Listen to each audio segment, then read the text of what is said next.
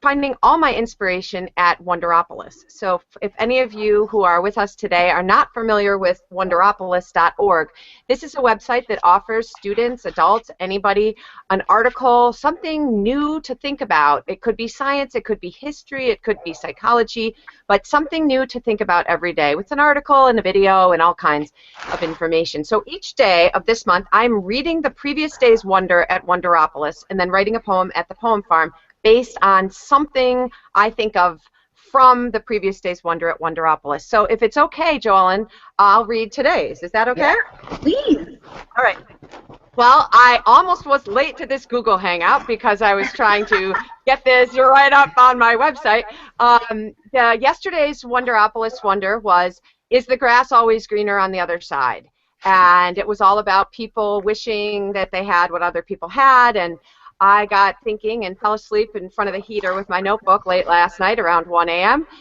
Writing about thankful journals and how some people keep gratitude journals as a way to not think that the grass is greener on the other side. So today's poem number 2 in this year's Wallow in Wonder series is called Thankful Journal. I keep a thankful journal, and in this book I write 3 things I am thankful for every single night. It doesn't take me long at all. All day long I look for new things to be thankful for, to list in my small book. If I let you read it, you would know some things I like. My grandma, stars, Orion's best, big waterfalls, my bike, how our kitty snuggles me, the reading branch in my old tree. On days I feel my life is bad and other grass seems greener, on days I feel my heart grow cold, on days my voice gets meaner, I read. I read any page from January straight through to December. I read my thankful journal. It helps me to remember. My life is good.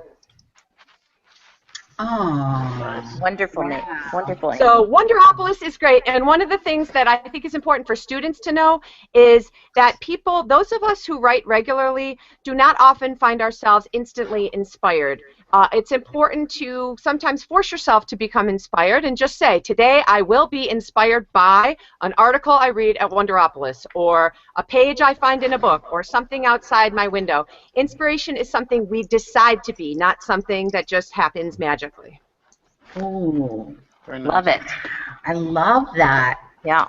Somebody needs to tweet that, all right? I'm trying to tweet and listen at the same time, and that was a hard one because. So, Amy, say it again. We're going to tweet it later. What? I'll jot it down as you speak, Janet. I'll turn it over to you. I got it. Inspiration. I've got it. Okay. Go ahead, Janet. All right. I'm going to go. So I actually am going to go with I'm going to read a poem by Amy Ludwig Vanderwater from the Poetry of Science, and it's called How to Be a Scientist. And it starts with the word wonder, which I thought was a good segue. How to Be a Scientist by Amy Ludwig Vanderwater. Wonder, ask, hypothesize, experiment, open your eyes, watch, now write. What do you see? Share everything you learn with me. So that's by Amy. I have some big news. You see on the slide, you see the sun cover for the Poetry Friday Anthology for Science, the teacher edition. Well, if you can see, this is the new cover for the teacher librarian edition. It just came out yesterday. So it's brand new. We did it so that it would match the student edition cover. So if you start seeing this one around, now you know you saw it here first. That's exciting. Yeah, and for me, the thing about science, why science and science poetry has become such a big deal for me, is I started reading all those articles full of statistics about how something like 30% of third grade girls decide already in third grade that science is not for them. They're done with science by third grade. How can that be? When you look at the way our society is moving, I'm not saying they all have to be scientists and engineers when they grow up, but I want them to have the option. And if they decided in third grade that science was not for them, they're not going to have the option when they get to college to pursue a STEM career. So Walter Dean Myers, in the New York Times article that he wrote shortly before his death, the one about multicultural books, has a paragraph in that New York Times essay about how when he was working in the HR department of a chemical engineering firm, they needed a new chemist, and they found two prospects that they wanted to send to the department, and one of them was a black chemist. And Walter Dean Myers' boss said, "Oh, that guy is no chemist." And on paper, his credentials were just as good as, if not better than, the second candidate. And Walter Dean Myers said in his article, he said, "This was not a case of simple racism. What it was is that my boss had never seen a black chemist." And so when we talk about the need for more diverse books, I think we also need to talk about the need for certain kinds of diversity. And one of those kinds of diversity would be books of poems or stories or whatever that show people as scientists and engineers that are Latino, that are black, that are women and girls. Janine Atkins has a book coming out next year called Finding Wonders, about 3 girl scientists. That's the unpublished book that I'm most excited to see. I love we're getting previews. This is wonderful. This is so exciting. And I think it's important too that you were talking about the possibilities and expanding that through reaching all students, because that's just good pedagogy and that's important in all that we do. And I think it's a perfect opportunity to talk about how we can look to really celebrate poetry in our classrooms, because I know Kim has done a lot of work, especially specifically talking about having author visits. And I feel like when you mentioned that earlier about Janet saying, that some people feel, those scientists, girls don't feel that they are into that they're done, and which is such a fixed mindset. And I think there are people who view poetry as, you either love it or you hate it, or well, I'll deal with poetry in April. And so I think that's why this conversation is so valuable, because it's not only something that's a necessity, but it's also something that will enhance our curriculum and our teaching and our writing instruction. So I'm thrilled about that. And maybe, Kim, you can share a little bit with us in your work as well. Sure. The slide I think everyone can see right now is a picture of Amy Ludwig Vanderwater visiting our school last year. And I've written a number of grants to bring in specifically poets, and we also had Melissa Stewart this year as well, to come in and write with kids. And the kind of visit where they actually come into classrooms and write with kids. And the kids feel like they know these people. They feel like they are their friends. And the visits inspire writing that continues on and on and on. And I've heard kids this year who visited with Amy last year who will say, well, I'm going to rewrite this section with line breaks like I learned from Amy last year.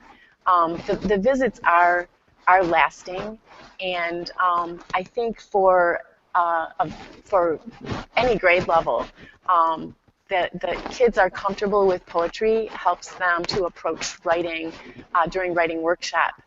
One of the things that I love to do is to start writing workshop out with a poem. To work on revision work with a poem is, it's just much easier for some of the struggling writers to approach a little bit of work on a poem that would teach the same sort of skill that they would need on a bigger piece that they are doing. So Amy came. Amy worked in all of our classrooms. This year, Laura Purdy Solis came and worked in all of our classrooms. And the kids are already talking about who should we invite next year. The third graders needed to write a persuasive speech this year at the beginning of our opinion writing unit. And they decided to ask our principal for more poetry books in our classrooms. And one of their support reasons was so that we can decide which poet we should invite next year. So It's been a great thing for our school. It really has helped build school community, and something common that we can all enjoy and meet together, and that it can continue year after year, grade level to grade level. It's been great. One of the sources that I've used is our school's foundation to write grants. Our PTO has also been very supportive, and I was trying to think of a little bit of advice for anyone that is wanting to write a grant, in particular for bringing in a poet or an author. I have had very good success with telling a story when I write my grant, not just asking for the amount of money that I need and telling who the person is, but maybe telling a little story about work with poetry in the classroom, or work with a student, or a student in poetry. I've had very good luck with that. So that'd be my advice there. I love that, because I think it's important, as you were saying, that you are bringing in authors, and so you're actually doing that, which is so powerful, because we want our students to view authors as rock stars. I think that's so, and I think it's so powerful, and it really impacts kids. And I loved hearing you say how your kids are now thinking about next year. But I'm also sitting here in awe, thinking what a wonderful opportunity that you had Melissa Stewart come in, and Amy, and to be able to have such nonfiction joy and poetry at the same time is wonderful. So I know we have some examples also with your students, because we were talking behind the scenes about things and other ways to celebrate, like Poetry Cafe and Poetry Word Blanket. So maybe you can talk a little bit about that for us? Sure. This is my absolute favorite poem, if I had to pick one, by Amy. This is from the Poem Farm. This is her poem called Poem Blanket. And prior to her visit, each of the students picked a word that would be one of their words that they would put in a word blanket if they were creating their own word blanket. And many of the older students wrote word blanket poems. But this was it's actually still hanging in the school, Amy. We walked by it, and your spirit is still there. This was in the hallway to welcome Amy when she came to our school. And what's fun is we can go down, we can pick out words to use in a poem. We can go down and be inspired. It's been just a wonderful piece to have there. And in the center was a tree that one of the parents was inspired to create. Reminded us of the cover of the Poem Farm. So that was just one thing that we did on a visit. When Melissa Stewart was here, I put together a group of students, wetlands writers, that went. We visited a wetlands area nearby, and the kids wrote some poetry, actually with Melissa as well, and we were inspired that way. I think this next slide is a video clip of a poetry club that I started at our school, and should I go ahead with that? I think so. Okay. I think so, Lauren. I think could have us all set up. Okay.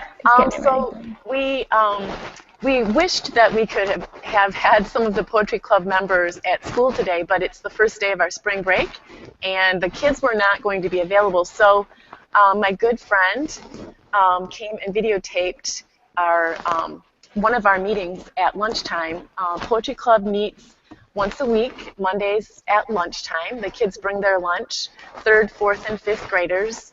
Any of the kids that are poetry lovers and are looking for a space to write, a time to write, they come to my room at lunchtime and they write. This particular video was taken on pajama day.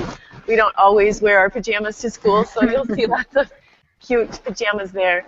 The kids come, they have writer's notebooks, they treasure, and these are kids that are looking to share with other kids. They write. We try to leave time at the end for kids who want to share, and they're very proud. They're proud of their work. They're proud of the club. Currently, because of National Poetry Month, they are writing a progressive poem where each day during the month that we're at school, they take and write a line. And we did pick a particular theme. Last year they picked poetry. This year they picked dreams. And so we will post that once we have that poem finished. But sometimes the kids will come and I'll just, we'll go to the poem farm. We'll look at what's new on the poem farm. Or we'll go to Laura Purdy Salas's site and we'll do some writing with one of her 15 words or less poems as a warm-up. Sometimes we'll go to No Water River and we'll watch a video of a poet. I love that resource. The kids feel, once again, like they know the poets when they watch those. Oftentimes I will hold up new books that poets have published. We'll start out with a couple of poems, and sometimes those poems will get somebody started writing a poem. Oftentimes these kids have their own ideas, and this is a space I think you'll see in the video where they feel comfortable, they know they can write about whatever they want to write about. And it's so funny, sometimes they'll come up to me and they'll say, Mrs. Dooley, can I write about this today? And I'll look at them and I'll say, this is Poetry Club, this is your choice, you guys, you get to write whatever you want to write. And they do. We just love writing poetry with all our friends, and we love getting tips on our poetry. What I love is Mrs. Dooley always lets us share when we are ready. Usually she gives us a little bit of time to eat our food. Yeah, and she usually reads poetry, different books and stuff. And then after that, she'll try to give us ideas that we could do for our own poetry. And then we just get to write for a while. And sometimes at the end we can share our poems. The bag of chips on the table. Munch, crunch, your lunch. Gone. My favorite things about Poetry Club is that you can pick anything from an imaginary tree of poetry and just write about it. Even if it seems like a bad idea, you can make it work. I like poetry because at lunch you can just bring your friends to Poetry Club and just write while you eat lunch, whatever you want to write about, and it's just fun. I agree. Okay. Recipe for poetry. A sheet of paper, a cup of imagination. Sprinkle a little love and magic. Shape doughy letter cookies on the sheet and let it bake in thought. The words should settle on the sheet. Voila, poetry is served. My favorite strategies and tips are to write about things around you, and you can write about everyday things, or you can write about imaginary things. You can pretty much write about anything, and you can write about clothes. You can have different patterns. You can write about animals. There's and you can do acrostic poems. You can do just normal poems. You can have rhyming poems. You can kind of do any type of poem you want. My friends. She is loving. She will keep me going. She cheers me up. She'll never let me give up. She always makes me laugh. She's got my back no matter what. We are the friends. One of my favorite things about Poetry Club is that you get to express yourself.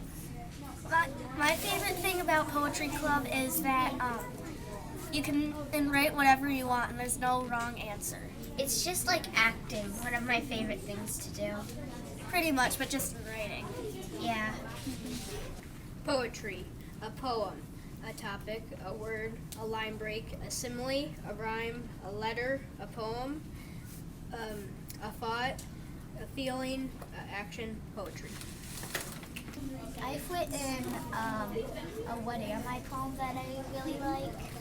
I've written What's Inside a Snow Globe, and it's you're supposed to describe stuff picture a snow globe and then write what's inside it, and yeah. My favorite poem is probably a poem called Smile. I used repetition in it. I used the same paragraphs twice, one at the beginning and one at the end.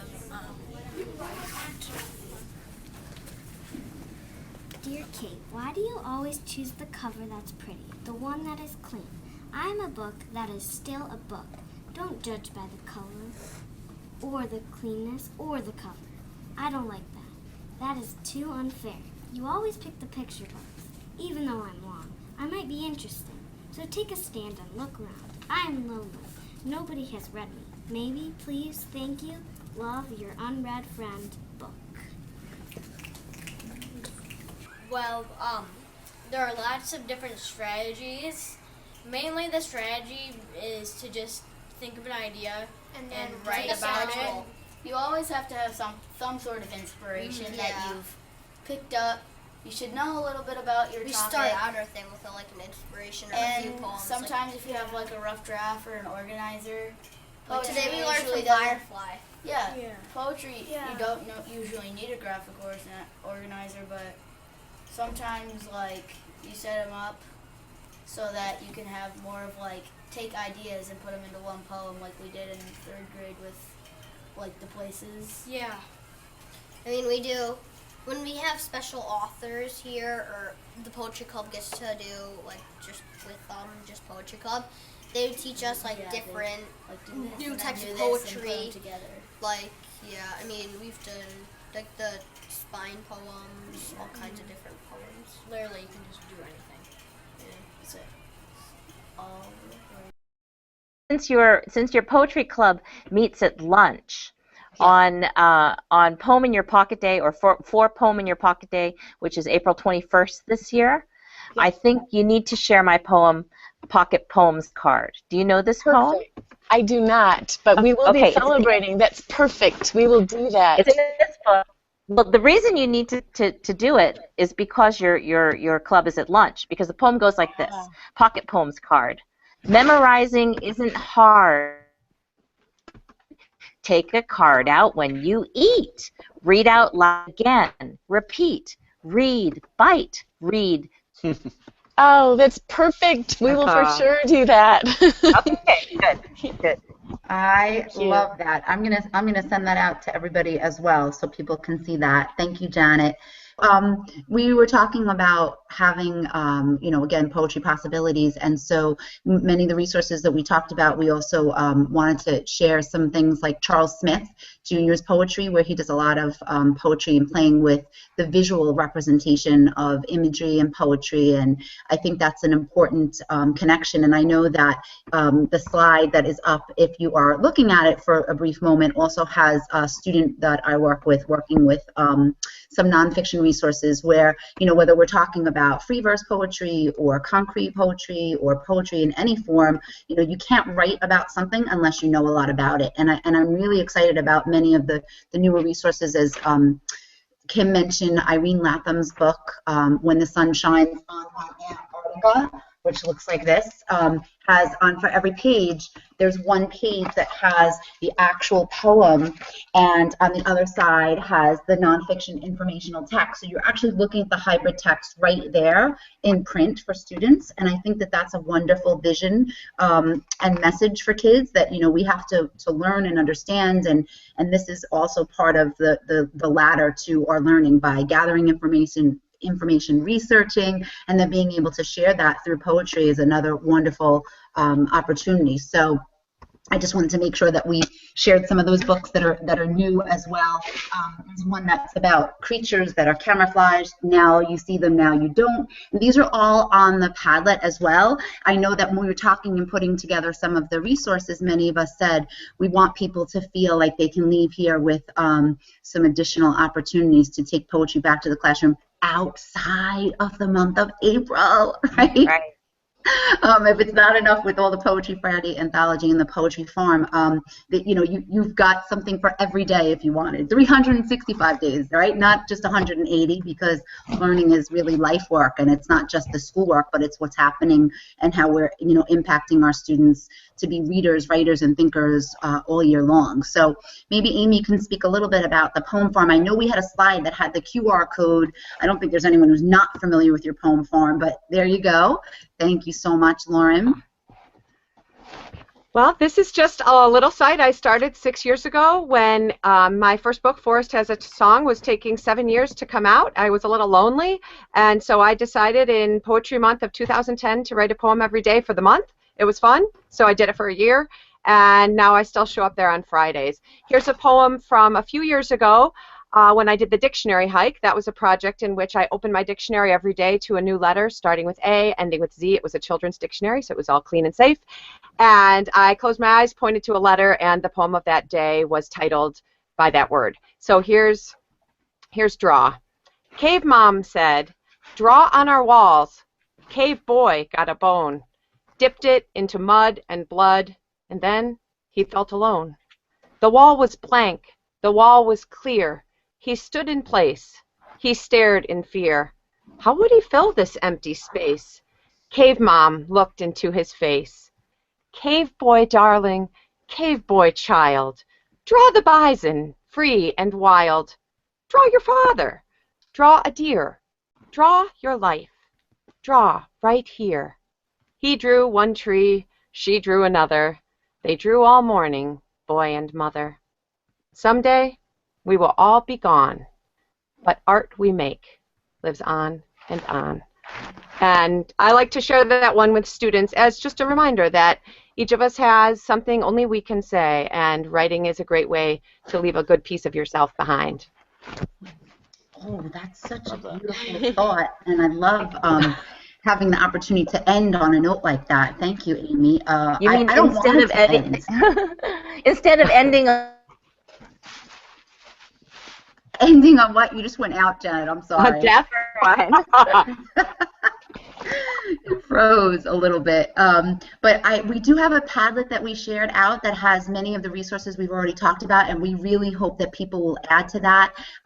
There are links to Alan's website and many of the titles that he's written, the fabulous resource of the Poem Farm, which I know the QR code was there. If you're not familiar with it, you can go in and you can find poems by craft lessons and techniques, or you can find poems by topics. So if you're really looking to enhance your poetry love collection and add to your toolbox, those are some great places. Of course, the Poetry Friday Anthology, which is just a wonderful, wonderful gift to teachers and students. The celebrations, I think celebrations are so essential, and I know V.G. Routman says, you know, celebrations are not an add-on, they're a necessity, and so we need to celebrate poetry all year long, and I thank you for each and every one of you, and Kim for sharing your students with us today, and I hope the conversation continues.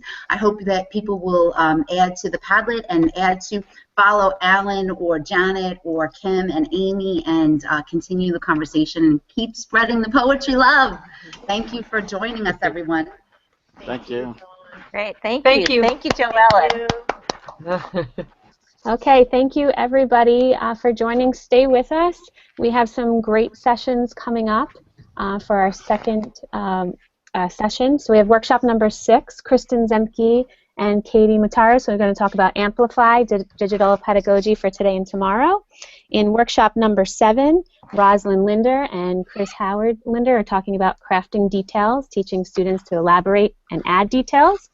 And then in workshop 8, we have Rusal Arabel and Molly Cura talking about re-energizing our struggling learners. And finally, in workshop number 9, Catherine Hale and Kelly Perman are going to talk about teaching, writing, and identity through series blogging. See you there.